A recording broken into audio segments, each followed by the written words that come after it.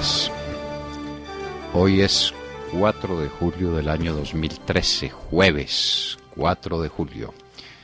Un día clave en la historia de la humanidad, el día de la Declaración de la Independencia de los Estados Unidos. Para la ciencia política moderna, la Revolución Francesa es el punto de partida de la modernidad. Para nosotros es el 4 de julio de 1776. Lo explicaremos por qué. De algún modo, la Revolución Francesa es hija de la Revolución Americana. Miren ustedes esas circunstancias tan extrañas de la historia. Pero en todo caso, son dos acontecimientos que no pueden separarse. La independencia de los Estados Unidos, que se declaró en un día como hoy en el año de 1776, y la Revolución Francesa, que con la toma de la Bastilla estalló en 1789.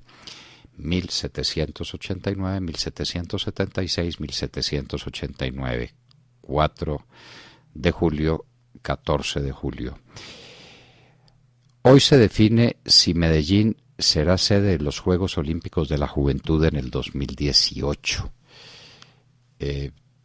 Tengo que participarles a ustedes un presagio oscuro y triste que tengo en el alma, porque nada quisiera más que lanzar con ustedes las campanas al viento para decir que Medellín sí será sede de los Juegos. Pero hoy no dice nada la prensa colombiana, la prensa oficial, y uno creería que sería el momento de abrirle espacio a declaraciones previas del presidente Santos para que se tome esa hazaña que le corresponde entera a Medellín. Esta es una obra de Medellín, un trabajo de los medellinenses que se merecen los Juegos Olímpicos de la Juventud en el 2018. Lo sabremos antes de terminar este espacio de la hora de la verdad, porque para Medellín sería un hecho culminante en su historia cívica, ser sede de los Juegos Olímpicos de la Juventud en el 2018. Cayó Morsi en Egipto. El ejército dio el golpe de Estado. Es tal el júbilo popular que nos recordó aquello del golpe de opinión al que se refirió Alfonso López Pumarejo con el 13 de junio de 1953. La gente desbordada de júbilo en todas las plazas, en todas las calles de El Cairo, daban la sensación de un verdadero carnaval. Morsi, el hombre que asumió el poder en medio de grandes expectativas, la hermandad islámica, que lo que quiso fue instaurar un régimen de opresión de naturaleza teocrática. Y Egipto dijo, no estamos para eso, no nos interesa, lo que queremos es democracia, democracia de verdad, y un gobierno actuante y efectivo que afronte los grandes problemas del país. Estamos desempleados, no tenemos trabajo, la economía no crece. Las dificultades de la gente la movieron para decir un gobierno teocrático a estas horas es un contrasentido de la historia. Morsi cayó. Mala cosa, un golpe de Estado. Pero peor cosa es que los golpes de Estado se justifican o se explican históricamente porque el pueblo los crea. Lo que pasó en Egipto significa que no hay que quejarse de lo ocurrido ayer, sino de los antecedentes que dieron lugar a que lo de ayer ocurriera. Hasta Bashar al-Assad felicita al nuevo régimen. Actuará el presidente de la Corte Constitucional mientras tanto, mientras se convoca a unas nuevas elecciones libres en Egipto. En Colombia, la farsa con el ELN. Es inaudito que el presidente Santos ponga como condición para las conversaciones con el ELN. Eso sí, los mayores farsantes en todos los escenarios de la paz. Eso sí, reconocidos como unos tomadores de pelo, como unos mamagallistas profesionales. La liberación del canadiense. ¿Y la liberación de los colombianos qué? ¿Qué pasa con ellos? Tienen colombianos secuestrados, y eso es conocido y reconocido. Al presidente Santos no le importa sino el canadiense. ¿Por qué? ¿Qué está pasando en el Catatumbo? Hablaremos con el senador Juan Manuel Corzo. Pero la preocupación que tenemos es inmensa. Siempre dijimos en la hora de la verdad, este es un proceso de las FARC. Después de conocer la hoja de vida del señor Jerez, el que está promoviendo las marchas, no nos queda duda ninguna.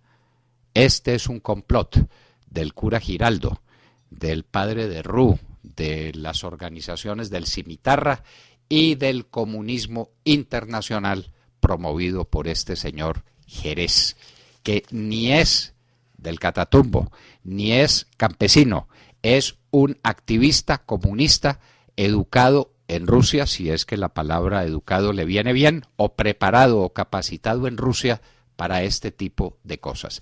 Estamos perdiendo el país. Y Santos en Suiza. Los cafeteros hablan de nuevo paro. El problema es que tuvieron una reunión en Armenia, pero ya se unieron todos los demás grupos de la producción nacional. Y están hablando es de un paro agrario para el 19 de agosto. Eso es un golpe de Estado a las instituciones vigentes, a la Federación de Cafeteros, que ya se lo habían dado desde el movimiento pasado, solamente que la Federación de Cafeteros no se dio por aludida, ni el gobierno tampoco, ni nadie se dio por aludido de que al gerente de la Federación de Cafeteros lo habían destituido.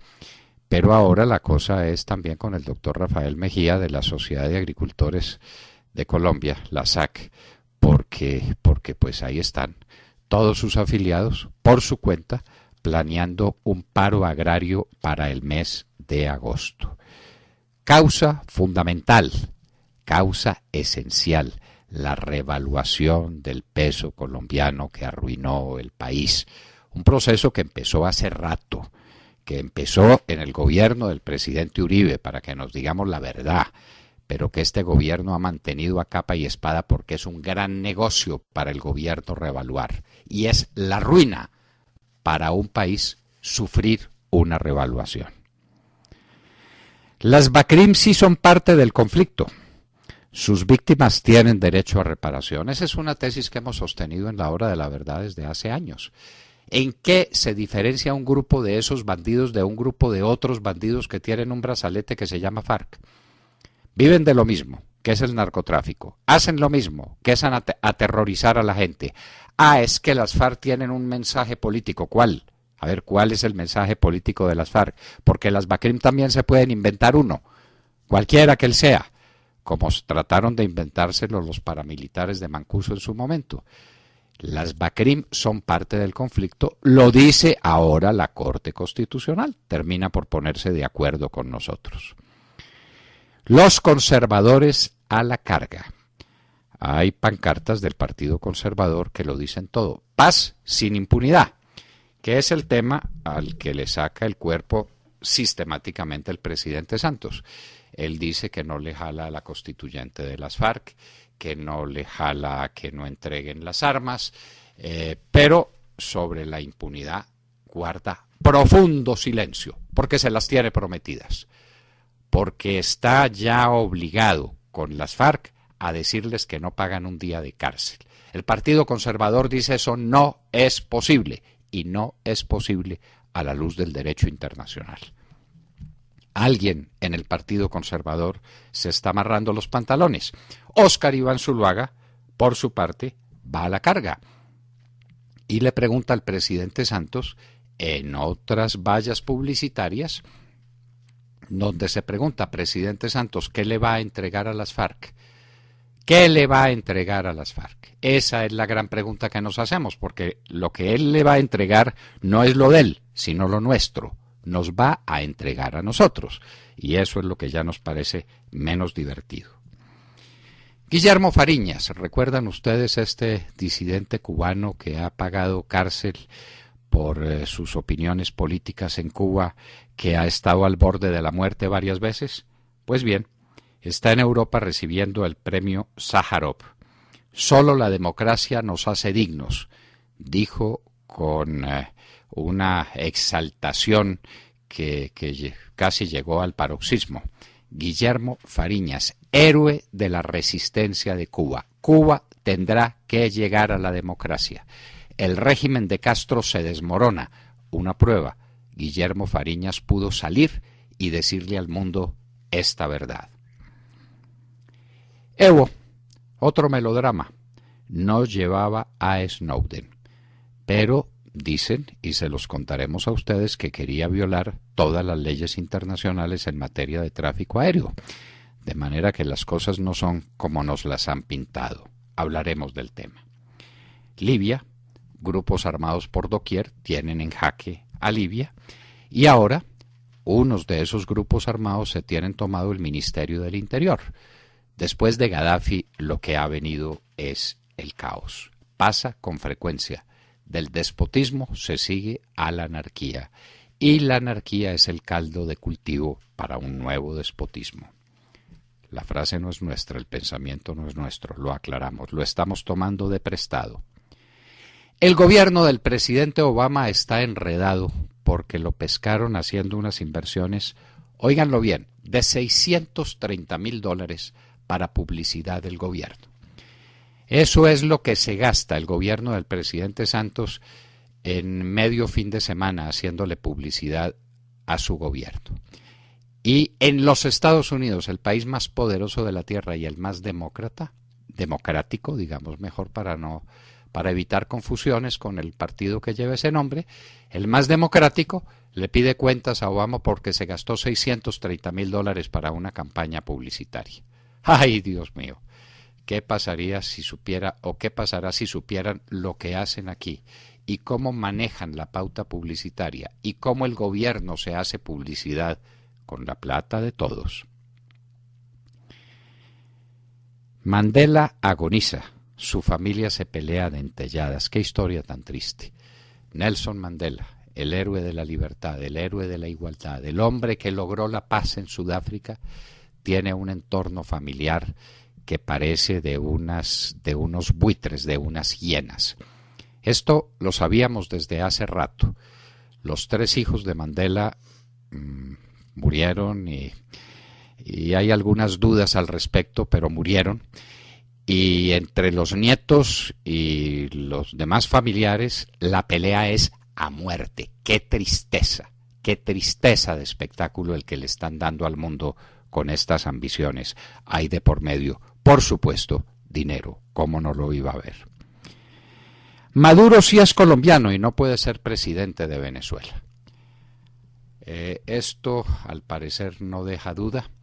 Maduro nació en la ciudad de Cúcuta, llegó a Venezuela y se nacionalizó al mismo tiempo con su madre. Y la cédula de identificación que tiene le sigue a la de su madre porque él ya había nacido cuando llegó a Venezuela. Es colombiano, es cucuteño, Maduro. Pero pues tapen. Le han preguntado a la Corte Suprema de Justicia o le han hecho una pregunta desde Venezuela que seguramente la Corte Suprema de Justicia no contestará porque el tema es venezolano y no colombiano. Pero Maduro es colombiano. Sobre eso no cabe duda.